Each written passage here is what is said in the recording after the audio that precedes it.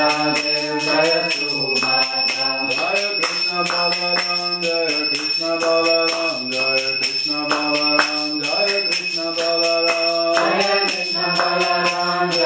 Krishna Balaram, Jaya Krishna Balaram, Jaya Krishna Balaram, Jaya Radha Shama Sundar Radha Shama Sundar Radhe, Jaya Radha Shama Sundar Radha Shama Sundar Radhe, Jaya Radha Shama Sundar Radha Shama Sundar Radhe, Jaya Radha Shama Sundar Radha Shama Sundar Radhe, Jaya Prabhupada, Jaya Prabhupada, Jaya Prabhupada, Jaya Prabhupada, Jaya Prabhupada, Jaya Prabhupada, Shila Prabhupada. Jaya Vishnupada, Janamsa Parivar, Katara Sutara Sutara Nanda Samavai Narendra Bhaktivedanta Swami Srila Prabhupada ki jai. Ananda Guru Vaishnava Vrinda ki jai. ISKCON Guru Vrinda ki jai. Shri Isopanisad ki jai. Nidai Gaur Premanande. All glories to the Same. All glories to the Same. All glories to the Same. Hare Krishna. Jai Shri Shri Guru Granareshwar Prabhupada.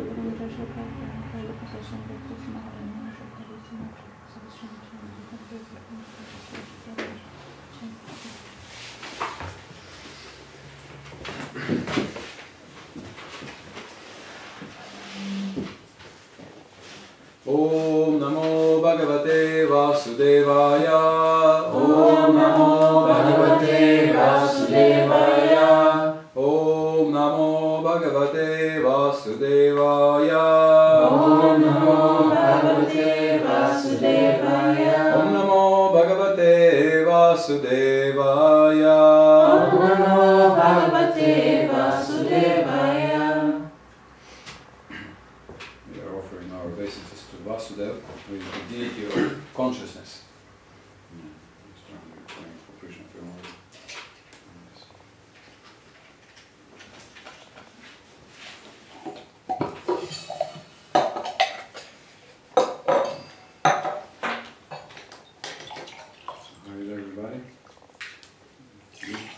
Anybody who remembers that we have to make some list? Who actually made some list of? Okay. And you? This was also something. You did something. All right.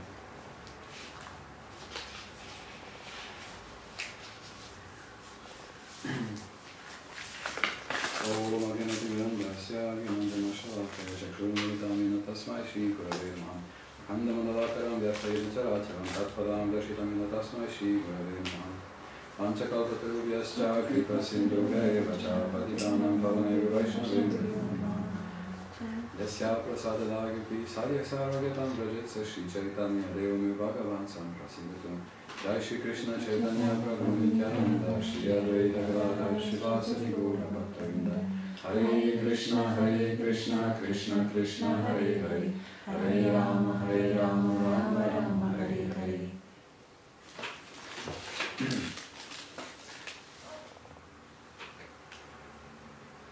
Isopanisad is one of the 11 most important Upanishads which are commented upon by all the main acharyas, beginning with Shankaracharya and all the sampradayas, all the lines of teachers. They have commentaries on the Isopanishad by the mercy of Bhanuswami. We have translations of them in English. We have here Madhvacharya's commentaries, very interesting. Then Vedanta Deshika, that represents commentary from Ramanujacharya Sampradaya, and also in our Sampradaya Baladev Vidyabhushan and Bhaktivinoda Thakur. Amazingly enough, he also wrote a commentary.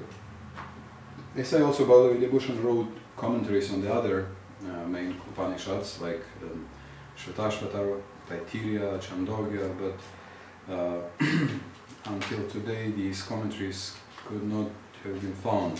So this is the only commentary by him on the Upanishads that we have, Isopanishad. It's very interesting.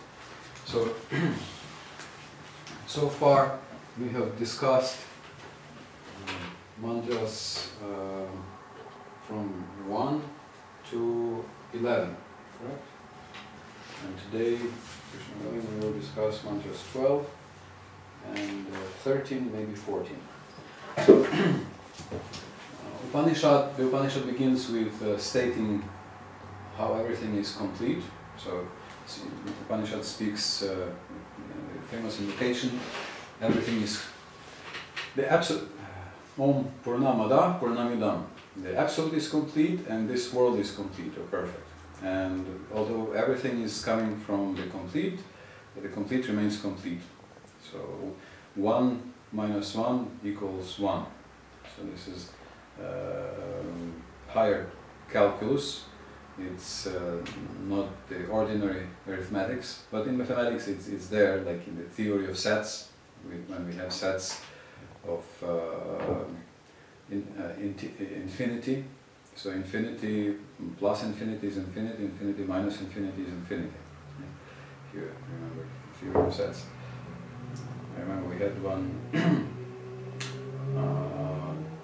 academician who read Bhagavad Gita, and he was so inspired by the Bhagavad Gita that he was inviting us for the meetings of their scientific club. So he had all the professors come, and he was inviting us to speak about Krishna consciousness, and he was literally on fire. He was saying that these things, how unlimited can be present in a limited, we came to understand this only in the 18th century, and we came to understand that only in that century. But we see in the Bhagavad Gita thousands of years ago it was already there.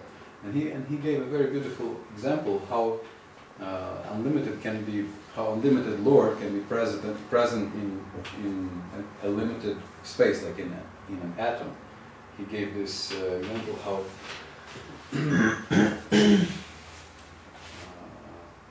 pens. Do you know where a pen is? One pen, please.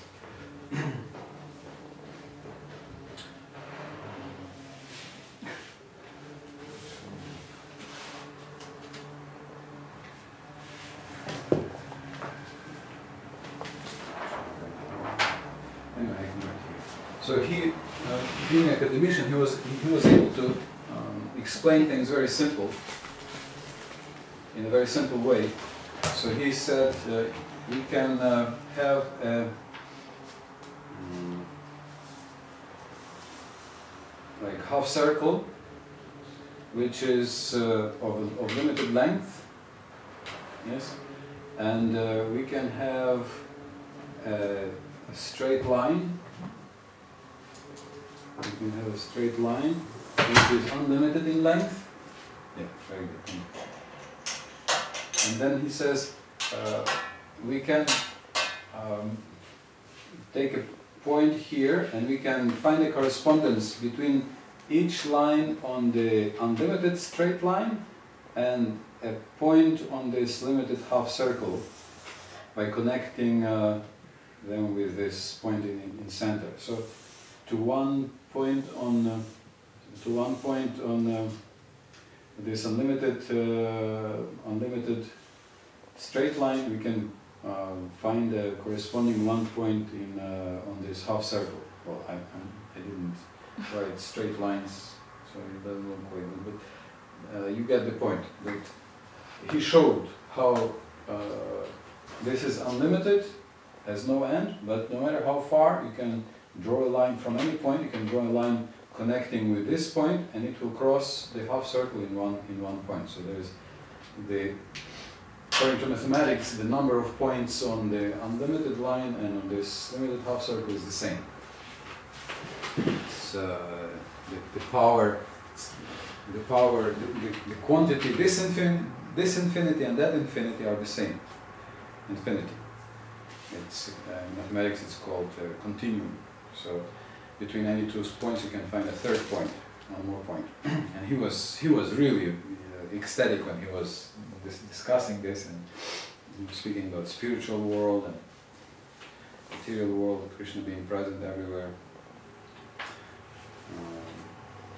Unfortunately, he already left this world. He wrote a book about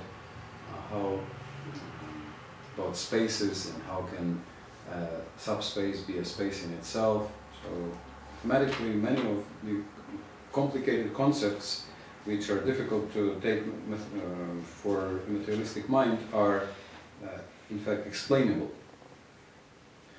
Although it's a higher mathematics. So we had this first mantra saying how from complete absolute comes complete world, and the living entities are also complete. And Krishna uses this mantra to prove that he is a person and he has a form, because if we, which are products of that unlimited absolute, have form and are persons, then if he would be lesser than us, if he lacked what his living particles have.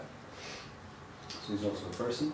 And then the Upanishad begins. So first is Ishavasyan, the principle of Ishavasyan, that everything is controlled and enjoyed by the Lord, Isha.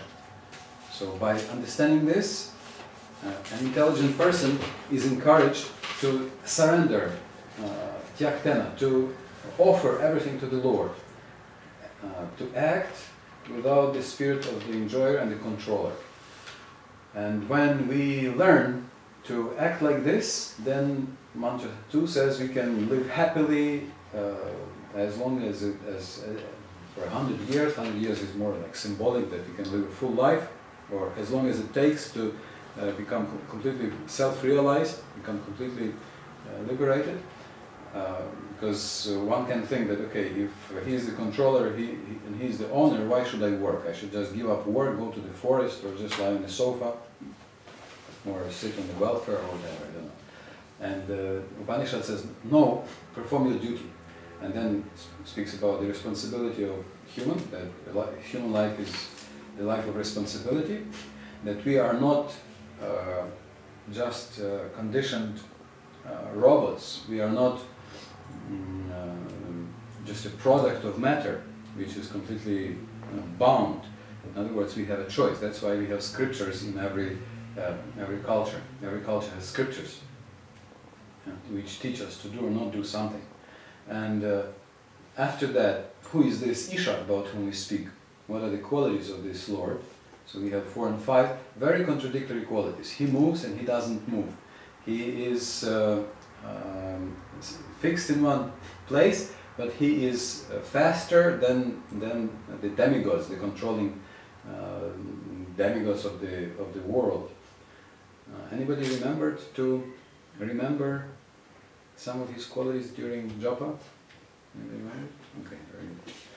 So when we chant, when we do our japa meditation in a conscious way, it makes the quality much deeper.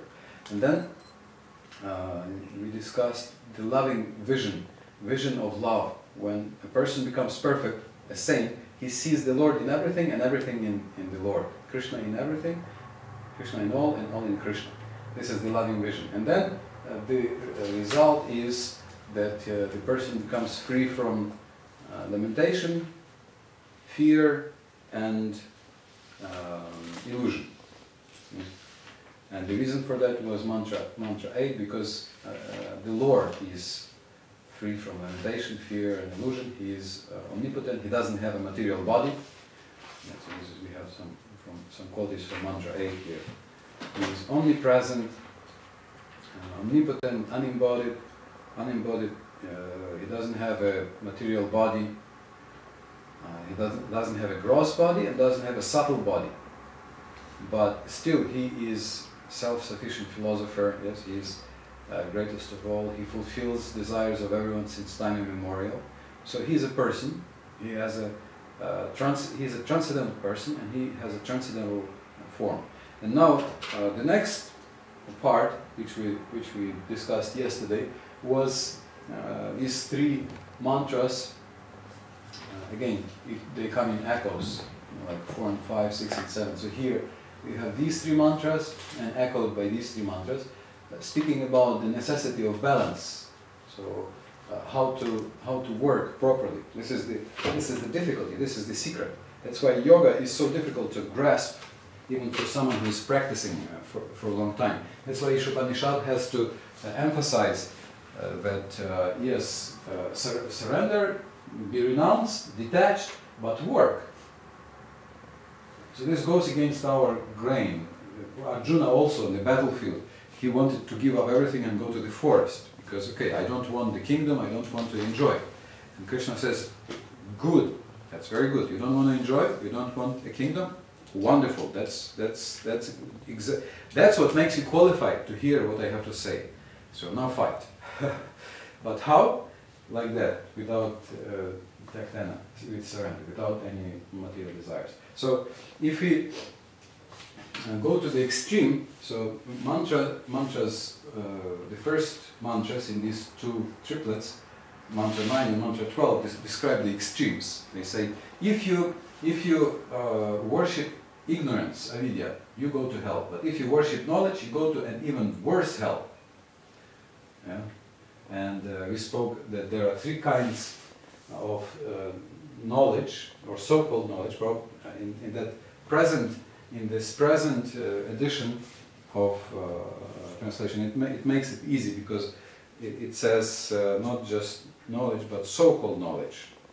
So yeah, of course we already Zoginandan, yeah. And do you have? I think it's the general here. Because if you look in the Sanskrit, it doesn't say so-called knowledge; it says just knowledge.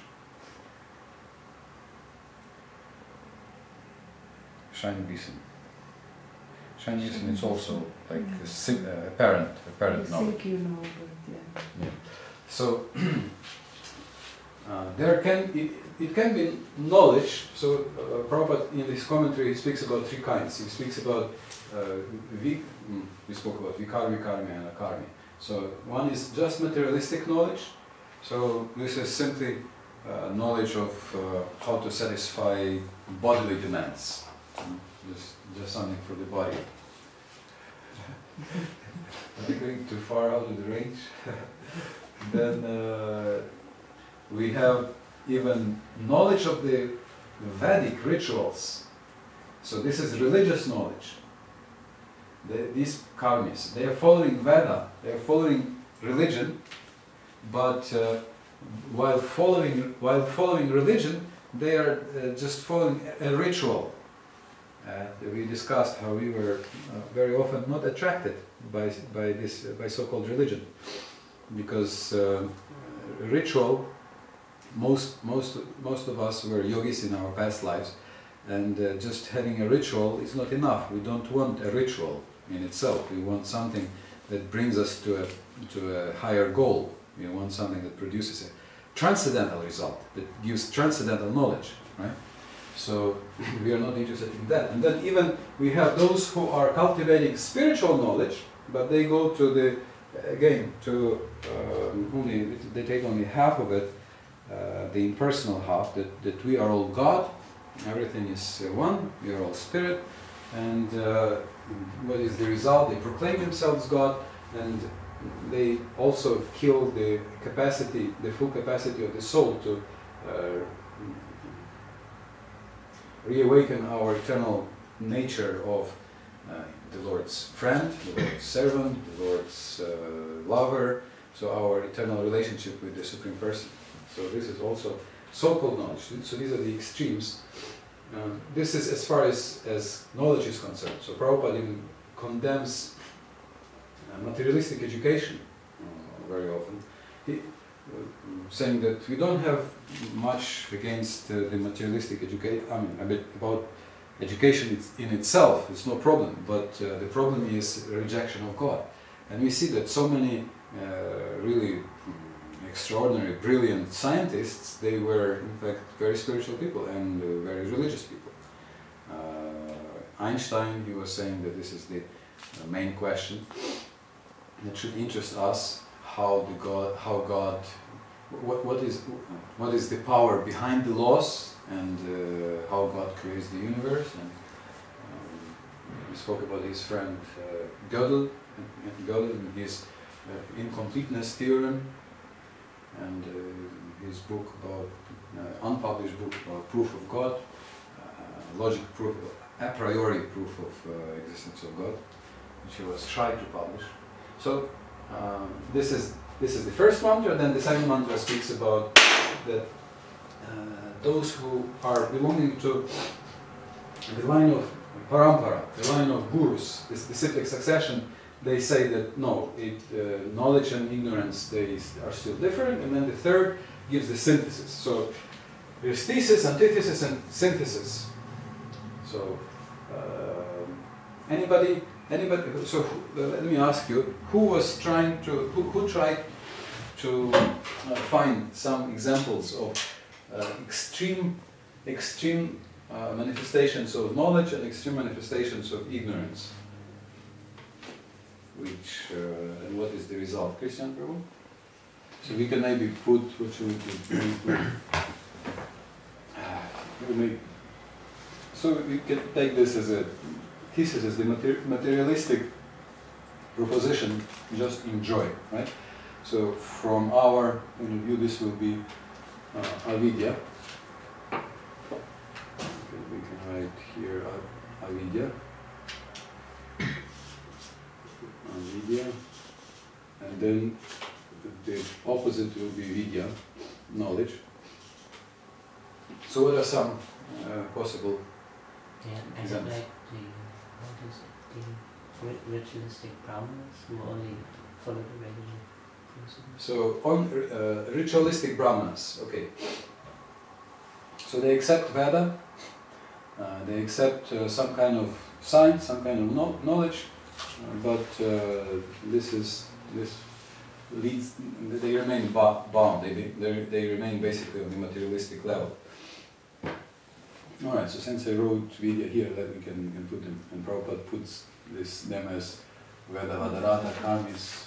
So you can write them here. Ritualistic priests. Okay. And then I also think pseudo-religionists. Who?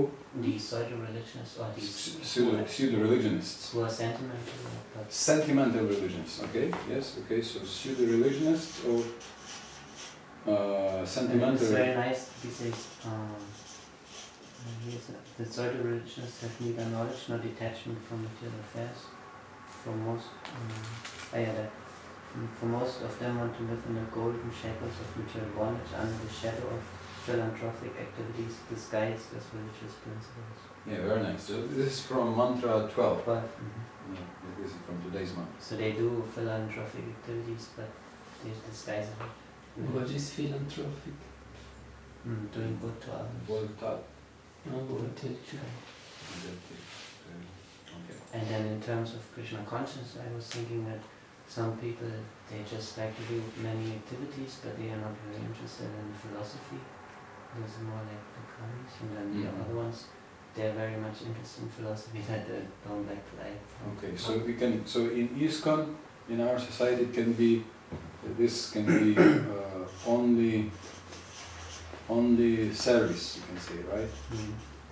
And no study, no knowledge. Prabhupada was complaining that my only complaint about disciples is that they don't study my books. And then, of course, it was a loving complaint, and it's not about all disciples. And the others are, so they only philosophy, only study philosophy. No action. No action, no action and no application. No action and no application. All right. Okay. Very good. Something else you have? I think that was. Tulsi Toshi Kamaji? About VIHE, I found this retweet. So they read the books, they accept Srila Prabhupada, but somehow they misunderstood. Okay, Ritviks. So they, okay, so this is in VIHE an extreme. So again, they are going to one extreme. Where do we feed them? All right. So in Veda Vadarata Nirta. Veda Vadarata. So they are just formally, okay, formal following. Okay, so Ritviks. Formal following. Okay, something else? And then I was thinking, we speak so much that Krishna had many names, but somehow we always criticize the other religions. Many people speak against the Christians and that. So this would be also in VIHE. Because VIHE, they understand that Krishna have many names, but it's some name that's not Indian, then I can say they reproach. All right. So this will be which extreme? Not enough knowledge, or what? Just taking. Okay, so this will be like just taking care of. This will be like sectarianism, accepting that only our group is so to say has it, and only our group understands who's God, and everybody else is wrong. So this will be. So we can say in avidya, right? So only. So without realizing the absolute and all-pervading nature of Krishna and God. Okay, so you can say sectarianism here. Sectarianism. Sectarianism. All right. Something else? Yes, our Western basic education leads also just to avidya. Okay, so modern education. Prabhupada was complaining that who studies the soul? Where is this? Where we can find any study of the soul?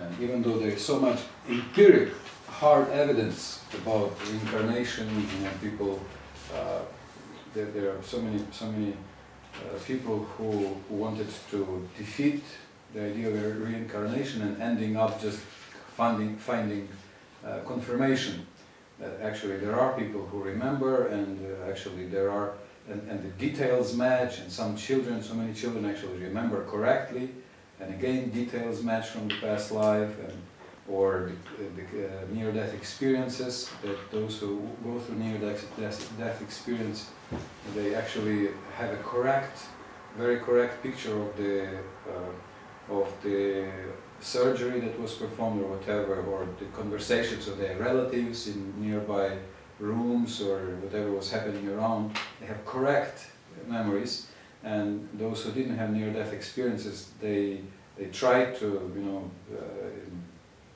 make a guess what they were speaking, and it was totally wrong. So they ended up discovering that yes, there is a possibility of existence outside the body, and it's hard empirical evidence. It's not like it's very experimental and very concrete, but people reject. Okay, so you can say materialistic science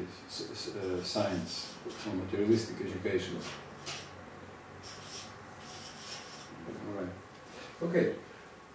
Today we are moving into more religious. So this was speaking about vidya and avidya, which is definitely has religious connotations. But today we move more into the religious realm.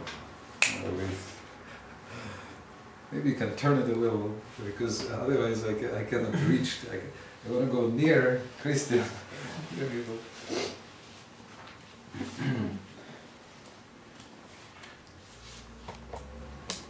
Let us chant mantra 12. We can chant all three mantras all together. Andantama pravishanti ye sambhutim upasate tato bhuya te tamo yao sambhutyam ratan. Those who are engaged in the worship of demigods enter into the darkest region of ignorance, and still more so do the worshippers of the impersonal absolute. So the editor made it very simple by saying impersonal absolute, but again, originally it was just the absolute. And in Sanskrit it is also sambhuti and asambhuti. And that which is absolute and that which is not absolute. Are these the limits? Or, okay. Absolute and not absolute.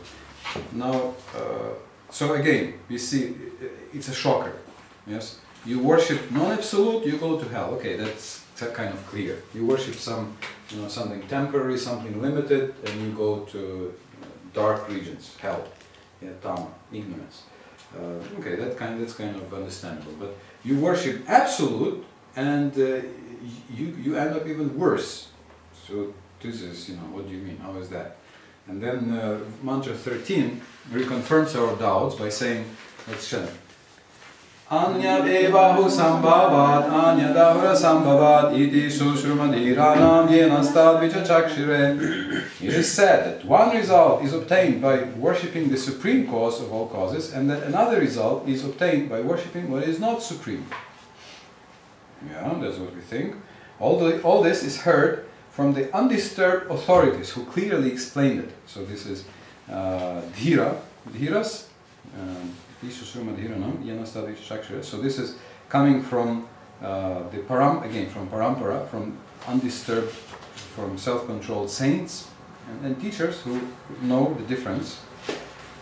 So, okay, so then how do we reconcile this with verse 12, with the first verse here, that results are different?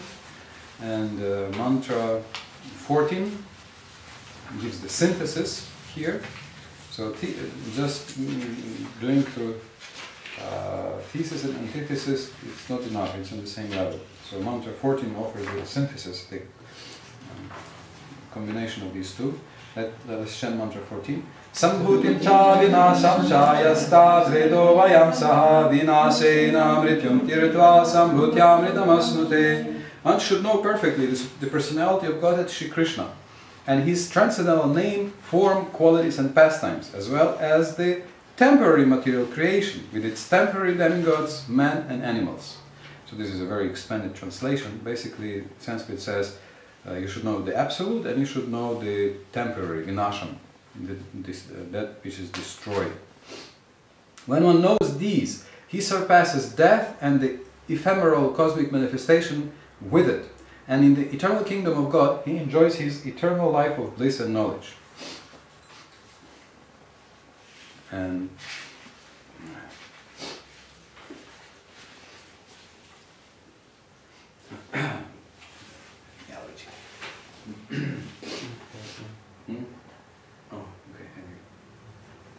so Sanskrit is very beautiful. Just as it was in the 11th verse, where it says, by ignorance you conquer death, and by knowledge you conquer immortality, you get immortality.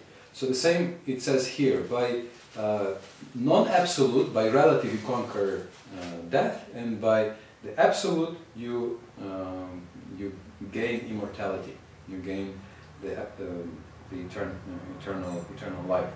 So in other words, if we put it in simple terms, by taking care of the body, observing the laws of material world and material nature, we can keep the body healthy, as we discussed yesterday. So materialism is like a fever, so we are not trying to increase the fever to the point of death, 42 degrees. We are now at 39 degrees, so we don't want to increase it to 42. When the protein in the body starts curdling, starts dying. But then again, we are not trying to reduce it to zero. So as Buddhism calls it, we need a middle path.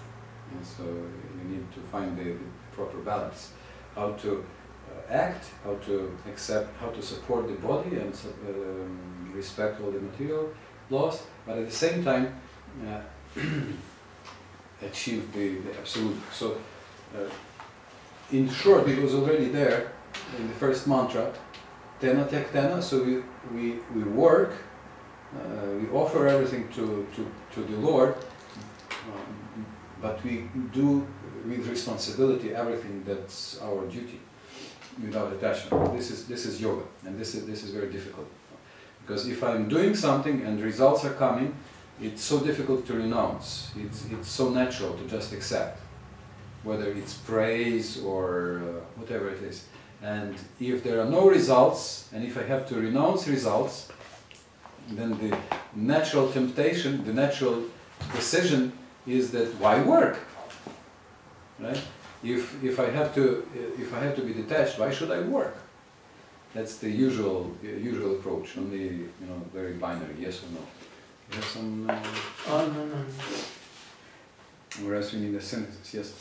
Yeah, now when I think about it at the beginning, when I started coming to the temple, I always heard, don't work, give up your studies and all that. Yes. So sometimes I'm surprised why they advised the newcomers to do that. Yeah, that was this neophyte enthusiasm or fanaticism. Fanaticism, yes. yeah. Which is even if maybe well-intentioned, is not correct, and it's not our philosophy. I mean, I know, no, it is not. When you read this, it's completely the opposite. Yes. In fact, these mantras, these middle mantras, which 6 mantras, it's like the bigger part of the Upanishad, they encourage balance. And just in general, I was telling Prahladananda Swami a few days ago in Radhadesh. He was giving a class and he said that when we join, we are completely not the body. Yes, I'm not the body, and we neglect the body, and we serve, and then when we, as the joke, when we hit 40, there's this expression in English, hit 40. So when you hit 40, means you become 40 years of age. Then 40 hits back. It's the joke. And then all of a sudden, I am completely the body. I am just the body, because everything is already sick and destroyed, and so now, as he said, taking care of the body becomes my full-time service.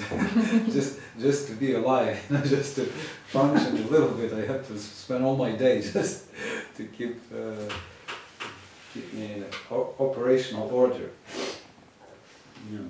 So yeah, that's what Prabhupada was complaining about. Study my books. It's all there. That's the whole Bhagavad Gita. That's the whole thing that Bhagavad Gita speaks about. Arjuna wanted to run away to the forest. Krishna said, "You can, but it will not work. It's not gonna help, because not just by stopping work you become renounced, as we all know. If I just stop acting, I will not become renounced all of a sudden." Yes, I told you I was a Buddhist before I became a devotee, and I dropped my university. Even if I met devotees by that time, although they were also probably too exuberantly, enthusiastically fanatical, I don't know, different kinds, but maybe I would finish the university. Although I have no regrets, because I spent my 10 years after I joined translating books and traveling in different places and doing all kinds of good things. So I guess,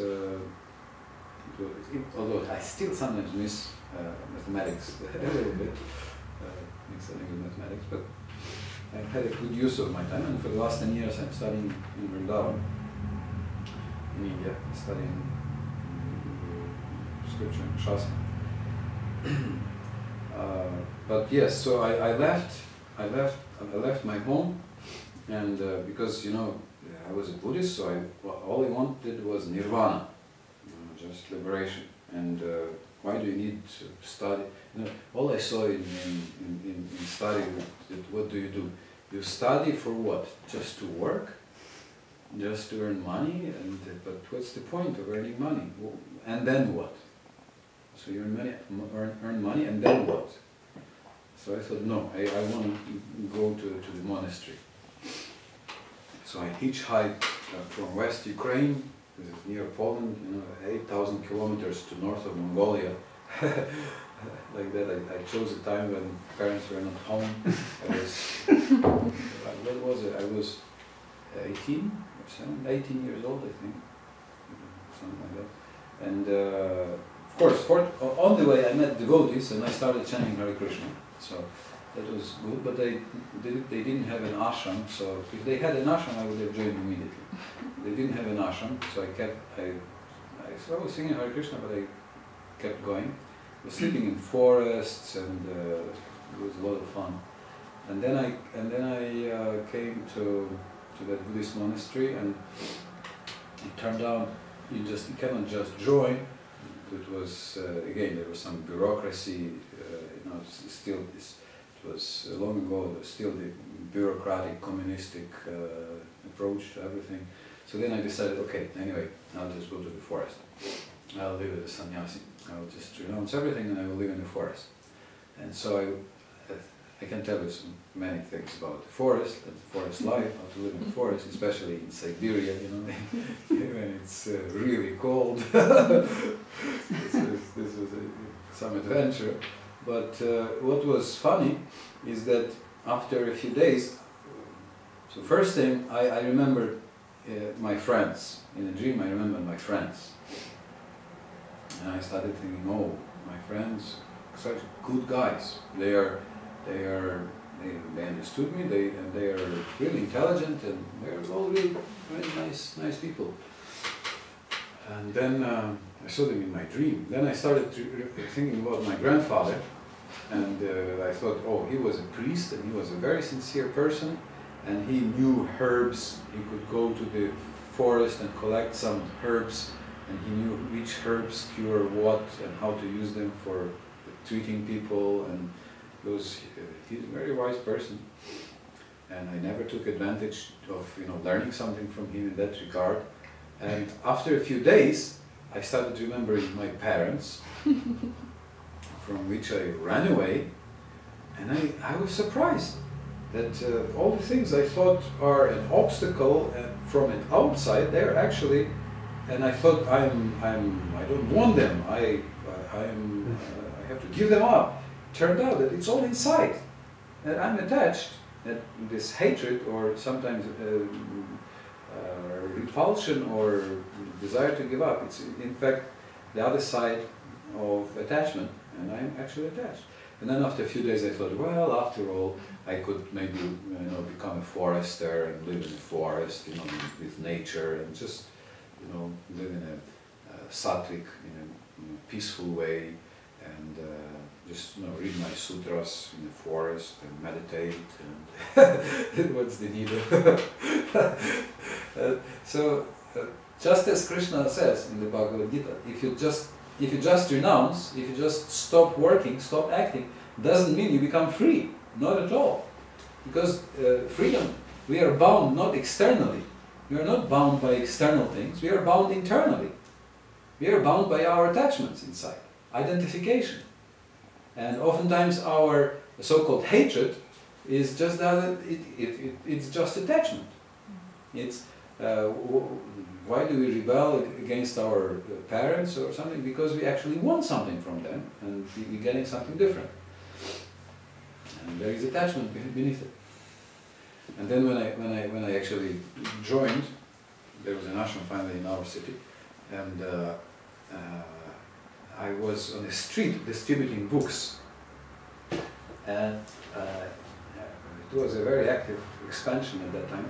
And some days I was distributing, we were distributing lots of books, and some days, every day I had a big wad of money. I just had a real, pack of money in my back pocket, something that people would earn probably in half a year, I guess. Yeah. One day? Yeah. By selling books? Yes. We were distributing actually hundreds of books. We were like 2 people, and we didn't even go from. We just had a table, and we were just people were coming, and I was eating good food, very nice prasadam. Prasadam is usually very tasty, spices, this, that. But I remember that as I was doing this, and in the city and sleeping, but I remember that as I was doing this, in the heart, I was experiencing the same processes occurring as I had when I was living in the forest. Some purification, like you remember some attachment, and it's coming up, and it's like, and you think, oh, will I ever do this again? And then you think, no, I will. I will not do this. And then, you know, the heart becomes purified. You know. And then I realized, wow, you know, I'm dealing with packs of money, and I'm eating nice food, and I'm, you know, having great association. And I'm in my native city. I see my parents regularly and everything. And but actually, I'm as being transformed in the same way as I was transformed as I was in the forest. When I was in the forest, living alone. So this is yoga, and this is much more effective, especially bhakti yoga of service, loving service to Krishna. This is much more powerful than just renunciation. Any questions or points here? But isn't it also when you come across this philosophy, which is so 180 degrees the other way than what you are used to, or what you learn in our society. Yes. And then of course you become enthusiastic, and then maybe many people thought, oh yeah, I give up everything, this is the way of life. And then the idea comes not to work. Yes. But most of them, they don't realize they cannot do that. That maybe it's just for a few weeks, and then afterwards they have to earn money. Maybe they once get married and they have children. Yes. I mean, you also said you wanted to become a monk. You wanted to go to the monastery, and you know. It's a standard mistake. It's mistake number one of any person who becomes interested in transcendental activity, philosophy, yoga, anywhere. It's a classic, it's the number one mistake. Give up work. Yeah. And this is what these mantras are dealing with, the extremism, yes? Being extreme, but only, or being too spiritual too quick. Yeah. Too spiritual too quick. You think you can just leave everything behind, and then it will work. Like one of my friends, he was saying that he was joining the temple, and then he thought that he was actually a businessman and quite successful. He was getting quite some money, and he was always postponing. He was saying, yes, this is the right philosophy, and I just want to move into the temple, become a monk. But then he thought, well, I'll just earn another 10,000, just another 10,000 I'll get, and then I will go. And then over a period of, I forgot how much, 1 month or 2 months, he lost everything. He lost everything. He was over, and then he thought, well, maybe now is a good time to join. And then he says he moved into the temple, and then he thought, I don't have warm winter boots, and winter is coming. Now it's warm, now it's summer, and then in half a year it's going to be autumn, and I will need winter boots. And I've given everything. And then he thought, anyway, it's going to be after half a year. After half a year, I will already be self-realized, and I will not need any boots. I will just be transcendental, I will be transcendental to heat and cold, and it will be all the same. So that's what we were feeling, actually. Right? That's actually what we thought. And it was a fantastic feeling, right? We were thinking that, yes, just a little bit more, just surrender, and yes, and then you fly. So there's enthusiasm. And in that enthusiasm, sometimes you can do stupid things too. Sometimes very stupid things. So that's why it's good to have some more mature, experienced people around, and also that's why it's good to study what the Isopanisad says, which has the wisdom, from thousands and thousands of years, and which teaches us how to do this right. And the funny thing, the worst thing is that you may renounce, but you don't get you do not become renounced. we go to that from the wrong end. We start from the wrong end. Like somebody may give up their family, for example. They may have some family and even children. Yes, and they say, no, this is Maya, this is illusion, I just join. I just become a monk. And usually we see what happens. We see that, because they actually gave suffering to their family. And then for some maybe years they're a monk.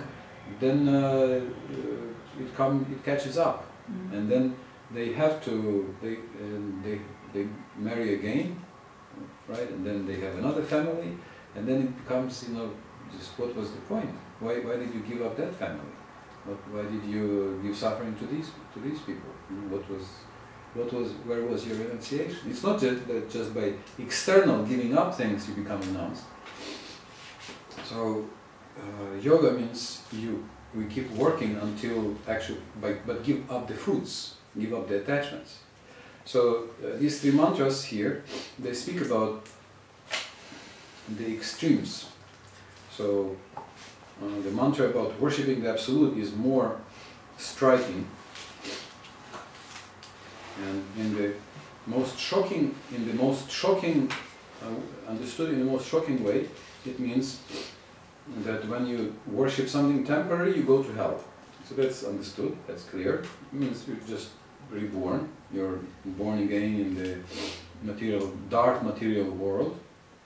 But if you worship only God without respect to anybody else, if you're becoming disrespectful, then the result may be even worse. As yesterday I spoke about fanatical Christianity, which ended up depicting God as a monster, basically.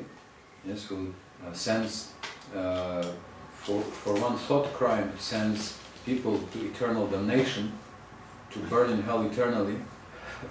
For one thought crime, not even a sin external, but just wrong conception. They thought wrong, and then eternally they will burn. So I mean, if a person does something like this, we will call police and ask to put him in a psychiatric ward. If somebody does it to their children, oh, he did wrong, let him burn. But when God does something like this, so of course, naturally, that's very natural that atheism comes up, and people reject what kind of God it is. How can he be God? How can he be kind? How can you accept such a God? And yet you have large parts of the world where you have similar religions, like Islam, which is also a pretty terrifying God if you look at it, and they're more religious than almost anybody. I mean, so atheism, that's for sure, is a result of that necessarily. I met many Muslims. I've been in Muslim countries a lot, and the terrorism of Muslims, it's a political... No, I'm not talking about that, but their Allah is also, I mean, in some ways quite totalitarian to the individual. If you do not completely surrender, you're going to hell. So the German word Anspruch, I mean, the requirement in a sense is similar. The declaration, yes. Yeah. Yeah, that's a good point. And there's no atheism in that part of the world, or very, very little. Yeah, I guess, well, that was probably connected with the culture, because they still have a rather, it seems rather satisfying culture. And that's why they fight with the Western influence. I don't know if you ever traveled in Muslim countries. A bit. A bit, yeah. It's quite amazing. They're very hospitable, very warm, and very personal in their dealings. You feel like they really have relationships. They value relationships highly, and it's quite satisfying. So that's why they probably still keep to that. Yeah, I remember where was it? It was, I think, Uzbekistan, Muslim country. But I was traveling like this, And in the evening we stopped to pass water, just on the way in the car. So I went to some house looking for a dark corner, and then the master of the house came out, and then he saw me, definitely not looking like a Muslim or something, or not. So he saw me, and then he said, "Good evening." It was dark, you know, in the dark, some person, you know, lurking around in the back of his house, just doing or something. So he said, "Good evening," and then he said, "Would you like to please come? Would you like to have a meal? Are you traveling? Do you want to have a meal?" I said, "Oh, no, thank you. Sorry, we have a car. We continue after a few minutes." So then he said, "Okay, then at least please come and take a little tea, or at least take some water, take something." So that's the culture. I was thinking, wow, that's something. That's nice. Yeah, I mean, I have a similar experience. I mean, I think the cultural aspects I have quite a bit of affinity. Yeah. But when I look at the religious aspects, where I see very much of a dogma and very much of an unflexible, closed system. Yeah, so I guess in the West, what contributed was probably the culture falling apart, and then the God didn't look very attractive, and so people felt freedom to give him up. Whereas in the Muslim countries, even though God still doesn't look very attractive. Look, again, it depends how you, depends on who do you speak to. Like in another place, I think I mentioned we spoke to a chief imam of a big Muslim country, but he was a Sufi, so this is a more spiritual direction.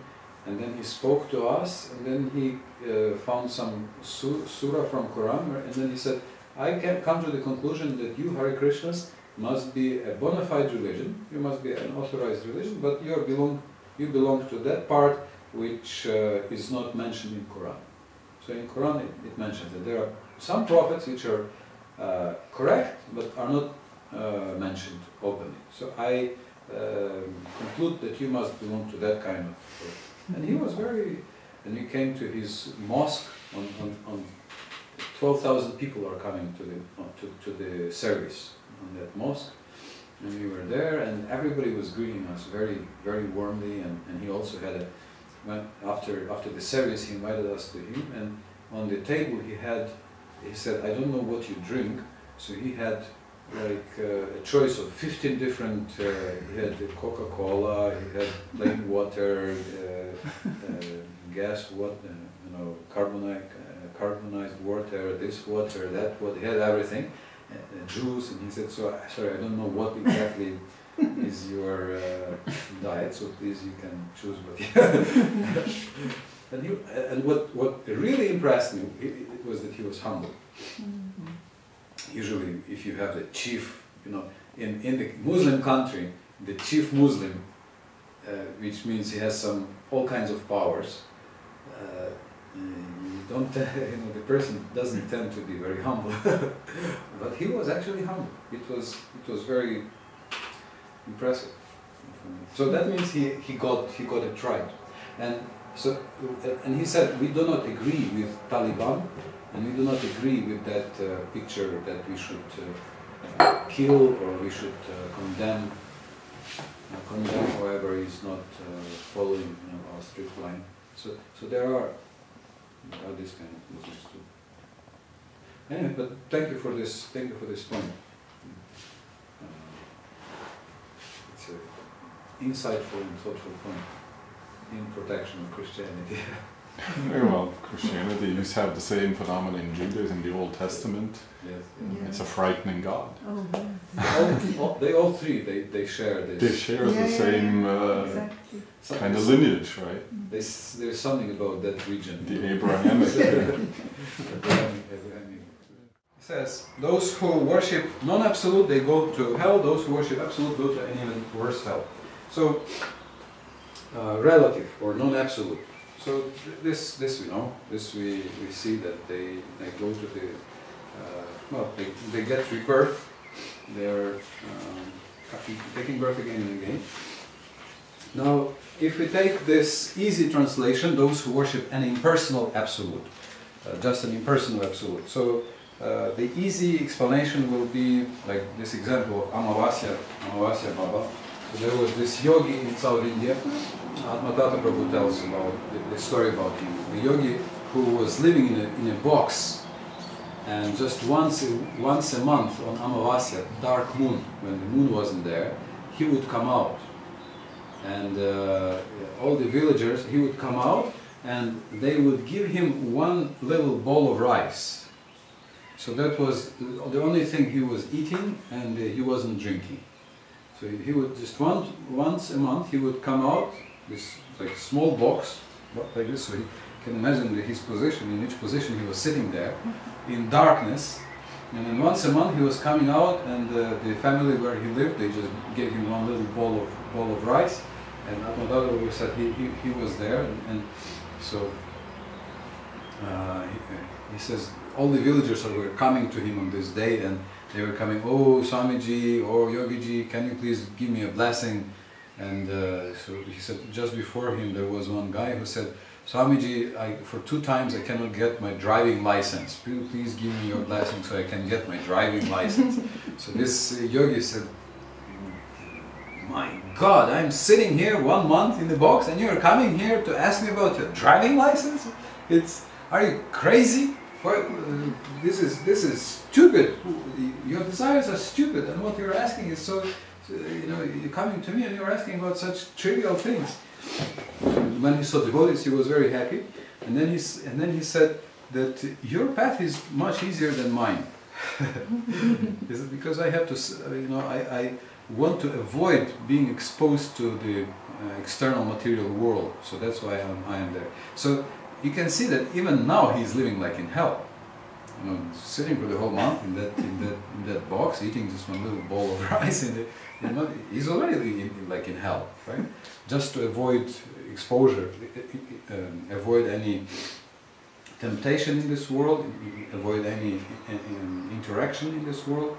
So this is not what we want. And but what is it?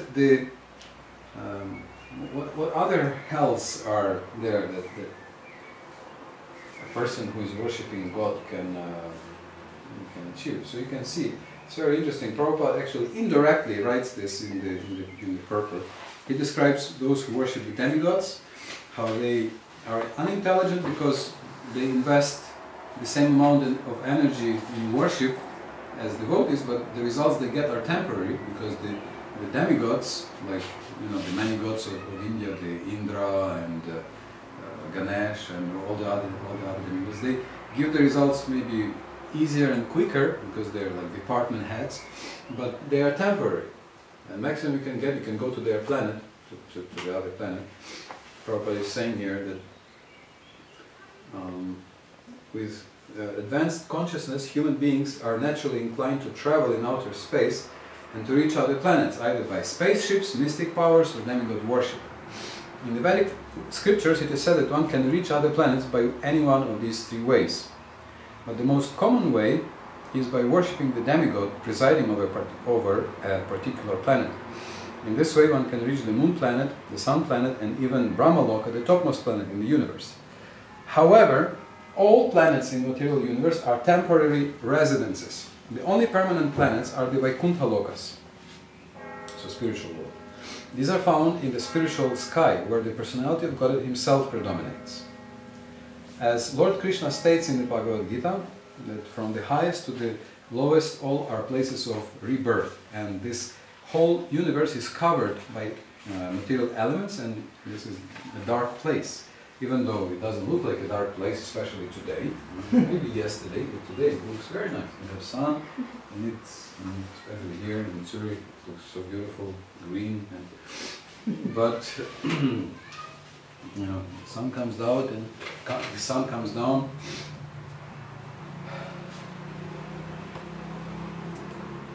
So we are forced to die, and we are in the darkness of our ignorance, struggling with our life, with our blind emotions. Even an intelligent person is gripped by anger, not to speak about other emotions like lust, fear, anxiety, worry, and so forth, envy, pride. This is all darkness. Then Prabhupada speaks about atheists and impersonalists. He says the atheist denies the existence of the Supreme Lord directly, and the impersonalists support the atheist by stressing the impersonal aspect of the Supreme Lord. Thus far, we have not come across any mantra in Sri Isopanisad in which the Supreme Personality of God is denied. So, 18 mantras, not a single mantra where it is denied that he is not a person, that he doesn't have a form. So it's another argument to show person. But whereas we have many mantras which confirm that he is a person. And you mentioned about pseudo-religionists who want to live in golden shackles, and they present a show of devotional service while indulging in all sorts of immoral activities. So again, this is this mantra is not only, oftentimes we think that this book is just for preaching to the outsiders, you know, to give on the street and to preach to, oh, you are impersonalist, and you are this kind of religionist, and you are that kind of religionist, so only we are good. But you can see Prabhupada says here, they present a show of devotional service. It can refer to us. It can also present a show of devotional service. You know, not the real devotional service, but we think we worship the Absolute. We worship the Absolute, but only as a show. And the third canto there is a shloka. Kapila Dev says that one who worships my deity, but who neglects me in the heart of every living entity, his worship is like pouring oblations, like in sacrifice. In sacrifice you pour ghee or something into the, not into the fire, but into the ashes. So it's like, you know, usually in the fire sacrifice, you, like on Wednesday we are having some fire sacrifice. So you pour ghee into the fire and then it burns. But if you pour it into the ash, nothing happens. So Kapila Dev, Krishna says that if you worship me as a deity in the temple, but don't try to see me in everybody's heart, then this is, you know, he calls this Archa Vidambana. He says this is a show of worship, one hand. On the other hand, he says it's like pouring this offering into ash, not into the fire, but into the ash. I didn't quite get that now. I mean, in seeing God in everybody, it's not. It's like pouring the. No, not see. Not seeing. Okay, Not so seeing. this is the. Okay. Yeah. So someone worships God. Yeah, okay, understood. Someone worships God, but only in the temple, and he neglects other people. He neglects other devotees and so forth. So God is not happy with that. He says, "I am also in their heart." So that, therefore, that worship in the temple is like pouring into the ash. And you don't see. So it is like, wow, quite starting.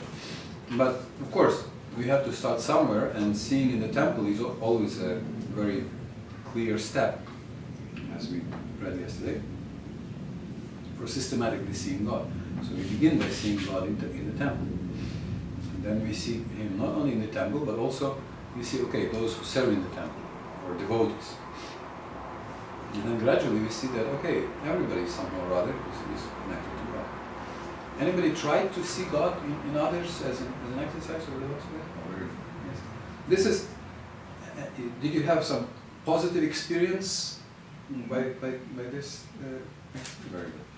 So sometimes it's just enough to remind ourselves when we are, irritated or have some negative thoughts. We can just remind ourselves, Krishna is in the heart of that person.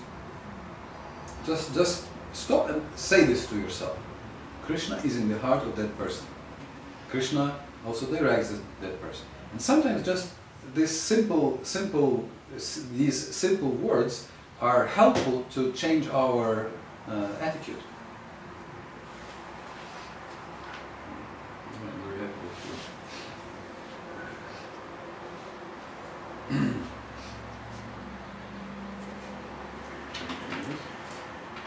And also,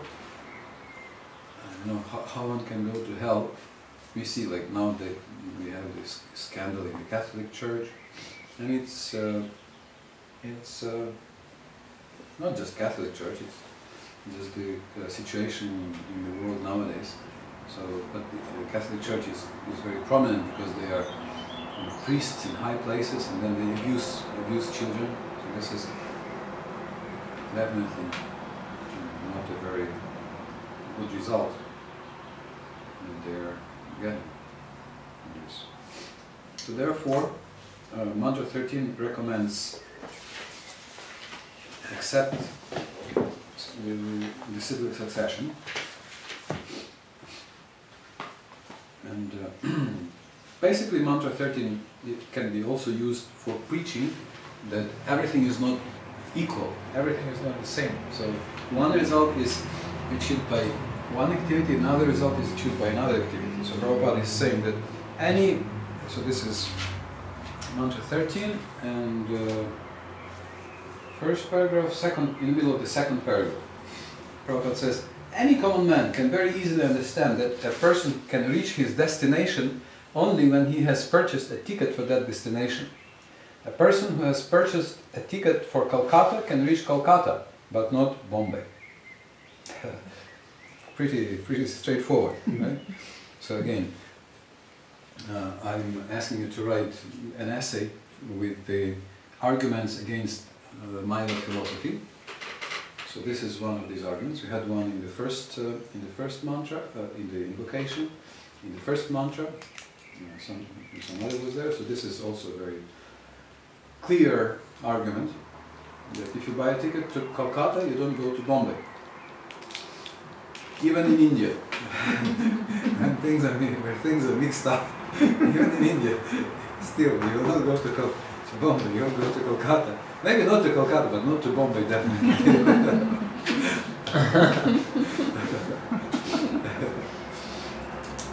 But the so-called spiritual masters say that any and all paths will take one to the supreme goal. Or do anything. You want, you worship Ganesh, you want, you worship Durga, you want, you worship, anything. So someone says, God is in my shoes. It's not confirmed here by Isopanisad. Such mundane and compromising offers attract many foolish creatures who become puffed up with their manufactured methods of spiritual realization. Because then it means, what it means? It means I can do any damn thing and still consider that I'm a very spiritual person and I'm going to God. But spiritual path is, it's as a razor blade, edge of the razor blade. Yeah, and we see that's why we have whole six mantras emphasizing the necessity for this balance, how subtle it is. And these guys, they say, oh, yata mata tapat, how many monks, so many religions. However you do, it's okay. Just go. But is this New Age thing? New Age, yeah, it's New Age. Although nowadays it's changing. They're becoming a little bit more discriminating. I think it's more insightful people are appearing on the scene. Such mundane and compromising offers attract many foolish creatures who become puffed up with their manufactured methods of spiritual realization. The Vedic instructions, however, do not uphold them. Unless one has received knowledge from the bona fide spiritual master who is in the recognized line of disciplic succession, one cannot have the real things as it is. So, did you find it? This is 13. Yeah, this is here. But oh, you saw this. Karkarte. No, here.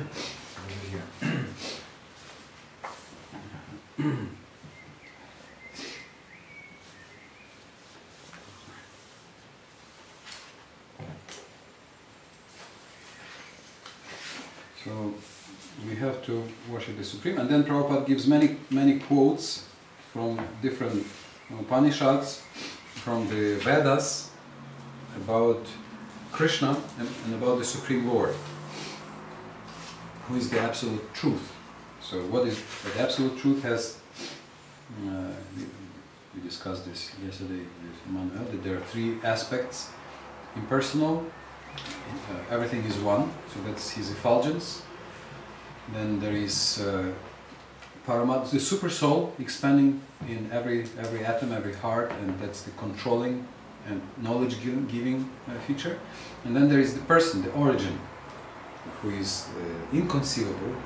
So this is that's why Upanishads try to speak in contradictions, in paradoxical manner, so that we don't take this as, just a person, just some guy sitting on the cloud with a white beard or something.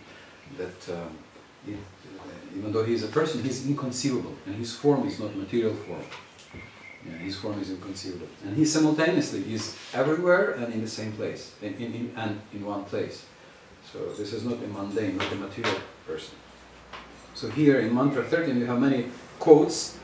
So this is not just Prabhupada's opinion, not just one Upanishad's opinion, it's the opinion of many other scriptures. So you have Atharva Veda here, Gopaltapani Upanishad, you have Narayana Upanishad, Maha Upanishad, about the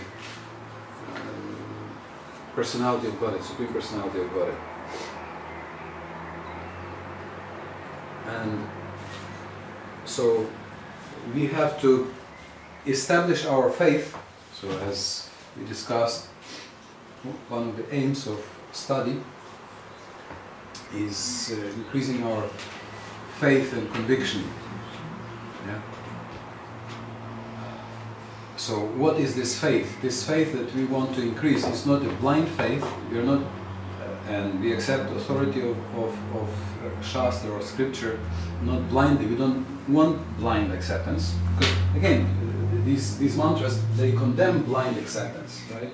So these, when they say you go to an even worse place, they actually speak about this blind acceptance and fanaticism, and how much suffering we did. I myself am guilty of also being fanatical in the first days, and I actually told I'm sorry, I have to confess, I told my best friend that, okay, you just leave your wife and just come and join. And then, and I didn't know she was pregnant at that time, and she left. He came and joined, and then she was, can imagine how she suffered. Of course, I couldn't understand why exactly, but I suffered like hell also at that time. So karma got me. And later, some years later, when they came back together, and I, found them, and we all got together, and then I asked forgiveness from her, and then I found out that yes, she was actually pregnant at that time, and I did something very wrong. This was so this way you see. Even though I was saying, worship the Absolute, right? What was the result? The result is, in fact, I created hellish suffering for others, and hellish suffering fortunately, by Krishna's mercy, I got immediate suffering. So immediately I got, kind of good blow on my head, so that I could think better about this. But if not, then I would have to suffer in the next life, in some way or another. Even though externally it sounded like nice and pious, yeah, worship, just dedicate yourself fully to Krishna, just do everything for service of God. What was the result? The result wasn't good. So it has to be balanced. So faith. We started to increase our faith, not to accept blindly. And the faith we want is not a blind faith. We don't need a blind faith, a fanatical faith. In fact, fanatical faith is the result of lack of knowledge. That's why we are fanatical. Like tortoise has a very hard shell. You know tortoise? Anybody played with turtles in childhood? Yeah, very fun, like little tanks. But why do they have such a hard shell? Because inside they have no bones.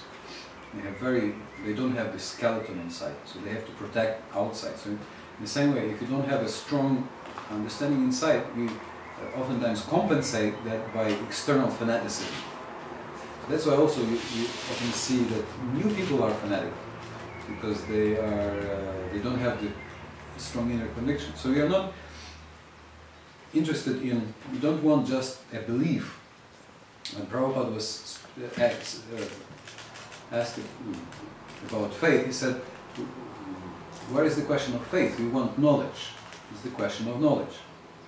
So just like, I don't know, if I ask you, has any one of you visited, you're from Switzerland, so you might travel a lot. Well, New Zealand, any one of you were okay. You were okay. Tasmania? Australia, I visited. But, okay, Tasmania. Tasmania. You visited? Mm-hmm. No? You visited Tasmania? Well, but it's New Guinea. Papua or New Guinea? Anybody visited New Guinea? But do you believe that New Guinea exists? Yeah, sure. You believe? Yeah. But you didn't see New Guinea. But you believe, right? So, in other words, this is the kind of faith that we are looking for. It's not a belief. It's not like self-suggestion. I believe, I believe, I believe, I believe. It's knowledge about something that maybe I personally have not yet experienced completely.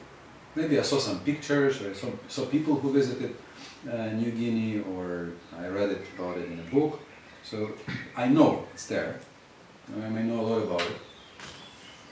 So this is not really faith. It's knowledge. It's knowledge, but maybe not fully realized. I haven't myself fully experienced. So that's the kind of faith in Krishna and in the process that we need. It's knowledge, but until it is completely and fully realized, until we actually meet Krishna in all his aspects. Of course, all of us have some experience of Krishna, but until we experience him in his fullness, then it will be faith, and we just make our faith deeper and stronger.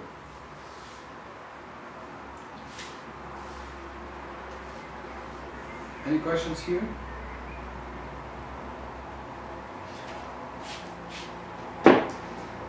This point about having faith. When I started coming to the temple first, I was looking for something because I always believed in personal God. But then, of course, this fanatism disturbed me a little bit. And then my son wanted to join, and then it almost took my breath away, But somehow inside, I always had this faith, it's okay, it will be okay. This is just a phase, So I think, the Paramatma Krishna will give you very subconsciously this this definitely. feeling. And that's how I felt. Always something, no, it's okay, you know, when I started, you know, sort of thinking again, or saw things what happened, you know, in Harikesh times and so on at the end. But then that was the first time I felt the Paramatma. I mean, I did feel it as a child, but then it faded away. So I think faith, Krishna can give you... Yes, definitely. Especially since you were already practicing yoga in your past lives. And as I say, most people, you know, yesterday we did a little survey about some telltale signs of how can you judge if a person already practiced. And most people who are here, they have already been working. They were already practicing yoga, one way or another. Most people were fasting and trying some vegetarianism or trying to do some yoga in this life already, and pursuing some philosophical search. And there were some memories, some inclinations, and almost everybody was looking for some principles, for some principles in higher principles in life. Yeah, so that shows that we are continuing from before. So therefore, you already have some experience, and it's easier. And Prabhupada speaks here about gurus who call themselves God,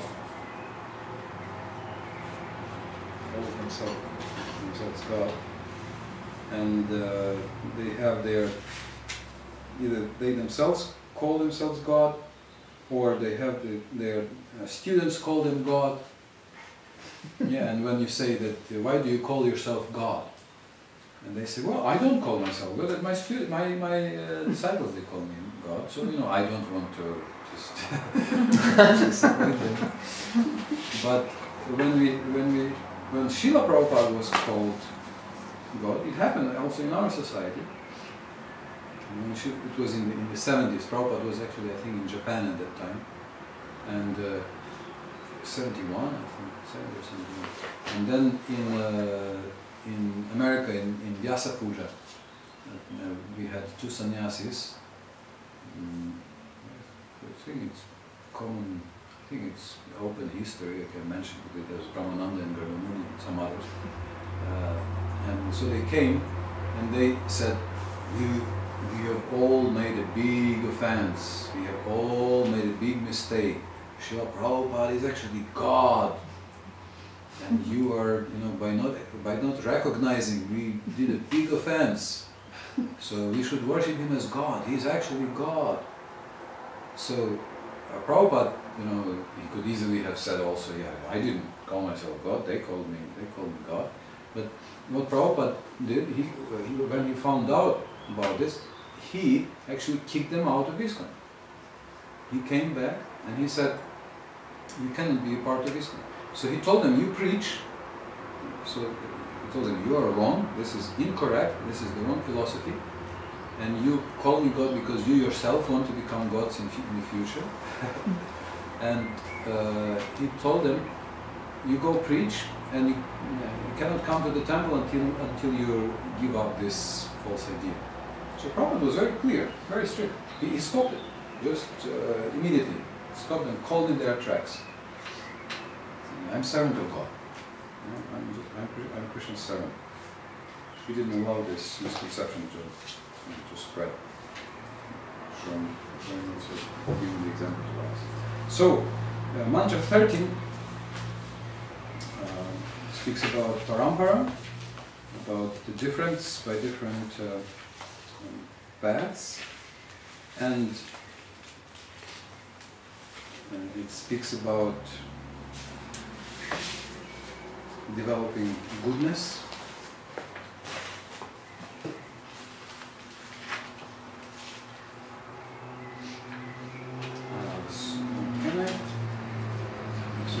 can you please read? At the end of mantra 13. This paragraph, the Lord's inner direction.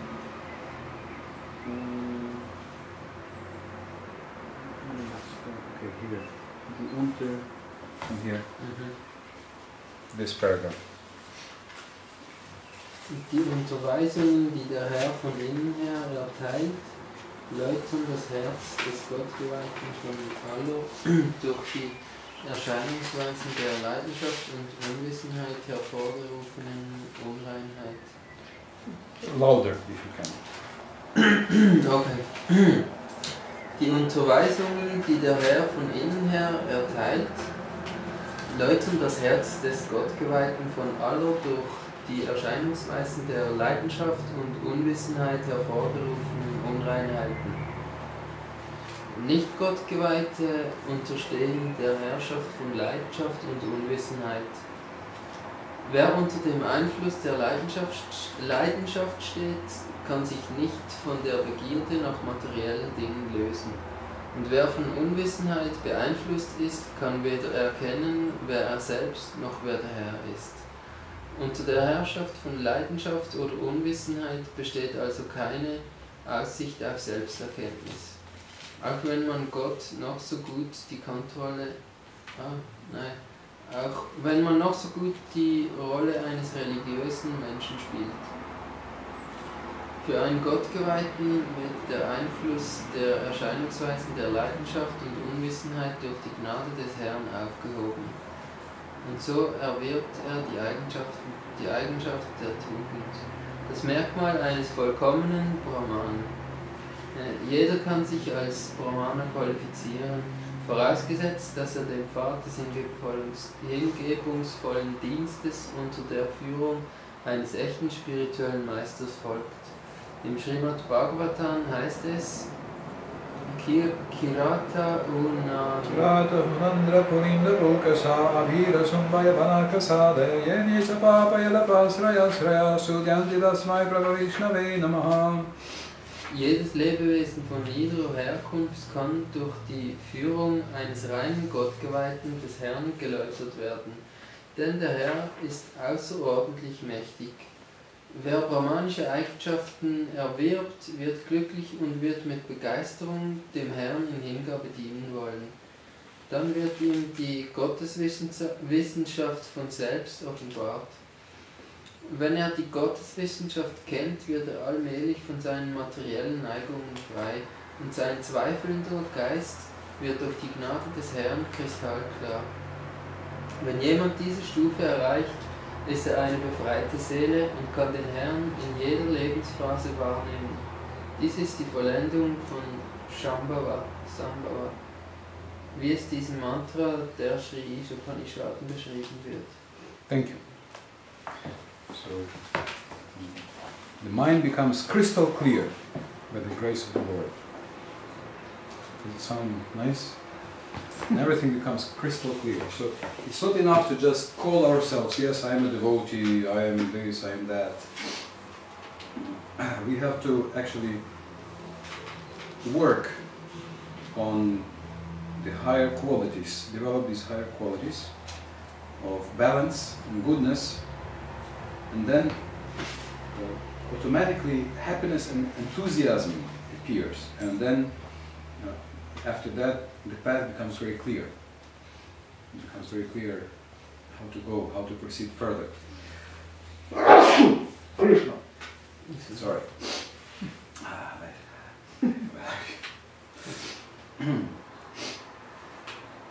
And tomorrow at 6:30 we will discuss something very interesting about these hells. These hells, what kind of hell can you get? This is from Mahabharata, about the power of chanting, which is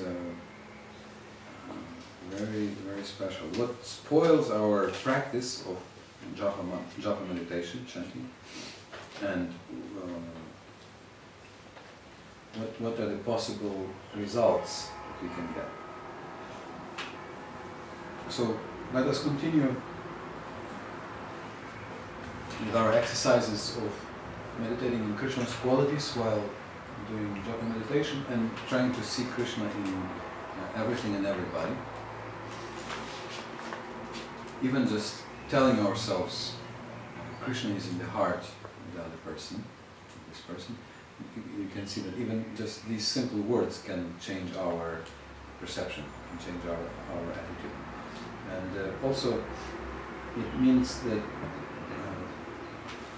we want to develop respect to everybody, and that we want to do something, some acts of kindness or goodness to everybody.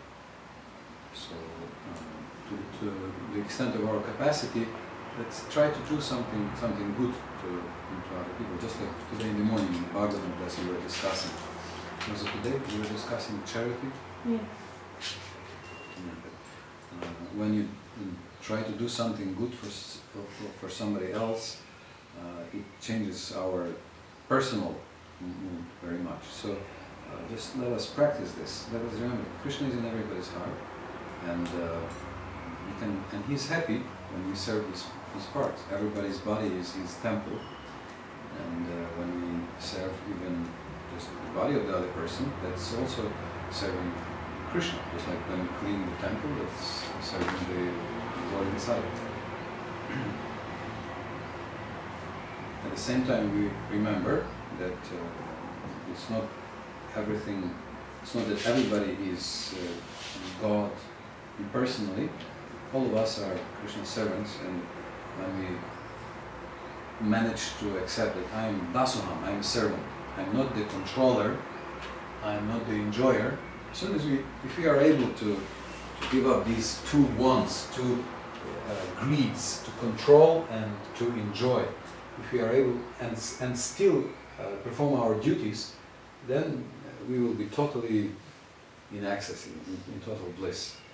So the practice this is the practice of yoga. We work, and we, moreover, most of us are lucky that we can do direct service.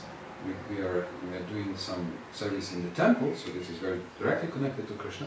But so we are very lucky. But still, we may have some desire for enjoy, or for controllership. So if we consciously find this and surrender, give up this desire for control and enjoyership, and try to do this for Krishna's pleasure, that's what makes it much easier. So again, as in usual yoga or in Buddhism or in some other cultures, it's very difficult to work and not be the worker at the same time.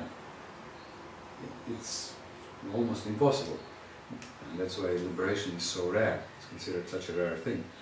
But for a devotee, you do actually for the pleasure of the Lord, and you feel it. That you feel the response. When you just try to do something for Krishna, you can feel the yoga, you can feel the connection.